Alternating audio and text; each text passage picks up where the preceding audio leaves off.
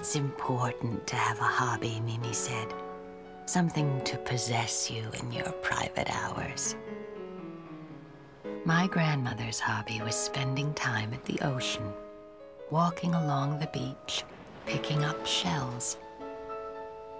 For a desert child, there was nothing more beautiful than shells. I loved their shapes, their colors. I cherished the way they felt in the palm of my hand, and they held the voice of the sea, a primal sound imprinted on me as a baby.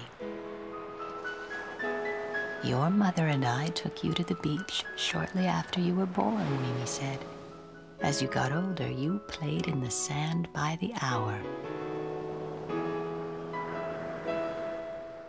I played with these shells in the bathtub. Mimi would knock on the bathroom door. Come in, I would say. She surveyed my watery world. I handed her the puffer wet. When I die, she said, smiling, these shells will be your inheritance. 30 years later, these shells, the same shells my grandmother collected on her solitary walks along the beach, the shells we spread out on the turquoise carpet of her study, the shells we cataloged, the shells I bathed with, now rest in a basket on a shelf in my study.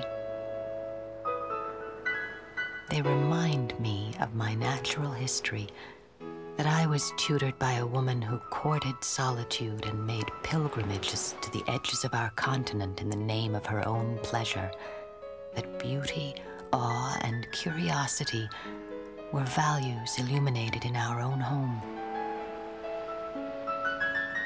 My grandmother's contemplation of shells has become my own. Each shell is a whorl of creative expression, an architecture of a soul.